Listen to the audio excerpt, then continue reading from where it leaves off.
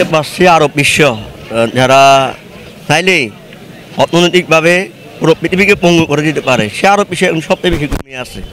তারা চাইলে যদি তাদের অর্থনৈতিককে বন্ধ করে দেয় এবং বিভিন্ন ধরনের যে সুযোগ সুবিধা আছে এই সুবিধাগুলো যদি বন্ধ করে দেয়, তাহলে ইসরায়েল নয় পুরো পৃথিবীর যে সন্ত্রাসীগুলো আছে সবাই অচল হয়ে যাবে।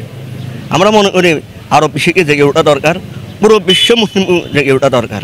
আজকে বিশ্ব মুসলিম ঘুমিয়ে থাকার কারণে তারা পুরো পৃথিবীর বিভিন্ন প্রান্তের মুসলিমরা নির্যাতিত নিপীড়িত। আমরা মনে করি আমরা বাংলাদেশ থেকে যে কোনো প্রতিবাদের জন্য আমরা সবসময় প্রস্তুত আছি। তাদের সাথে হামাসের তথা ফিলিস্তিনিদের যুদ্ধ চলে এসেছিল, কিন্তু পরবর্তীতে আমরা একটা পর্যায়ে দেখলাম যে পৃথিবীর শান্তিকামী রাষ্ট্রগুলো, বিশেষ করে তুরস্ক, কাতার, অন্যান্য রাষ্ট্রগুলোর উদ্যোগে একটা শান্তি চুক্তি হয়েছিল। কিন্তু এই অভিশপ্ত জাতি, বিশেষ করে নেতানিয়াহু সরকার, তারা সম্পূর্ণভাবে কোনো প্রকার আলাপ আলোচনা না করে, কোনো প্রকার ইঙ্গিত না দিয়ে আবার পৃথিবীর অন্যতম মজলুম জনগোষ্ঠী ফিলিস্তিনের শিশু, নারী নির্বিশেষে সকল নাগরিকদের উপর আবার বম্বিং শুরু করেছে। এমনকি সেখানে মসজিদ, মাদ্রাসা, এরপরে হাসপাতাল, শিক্ষা প্রতিষ্ঠান, এমন কোনো অবকাঠামো নাই যেখানে তারা বোমা হামলা করে নাই।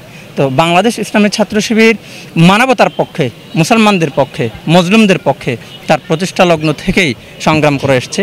আমরা এই মজলুম ভাইদের, বিশেষ করে বায়তুল মুকাদ্দাসের পক্ষে যারা সংগ্রাম করেছে, হামাসের পক্ষে, ফিলিস্তিনি মজলুমদের পক্ষে, নিহত আহত শিশুদের পক্ষে হয়ে আমরা আমাদের ভয়েসকে রেজ করবার জন্য আজকে এখানে এসেছি।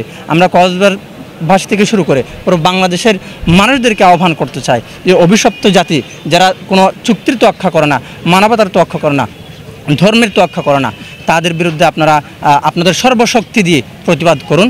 প্রয়োজনে সে আবু উবাইদার মতো, খালেদ মিশালের মতো, ইয়াহিয়া সিনওয়ারের মতো শহীদ হওয়ার জন্য আপনারা প্রস্তুতি গ্রহণ করুন। আপনারা দেখতে পেয়েছেন এই অভিশপ্ত জাতি পৃথিবীর কোনো ব্যক্তির, কোনো মানবতাবাদী কোনো ব্যক্তির কোনো কথাই তারা তোয়াক্কা করে না, কোনো চুক্তির তোয়াক্কা করে না, জাতিসংঘের কথাকে তারা থুকায় কেয়ার করে।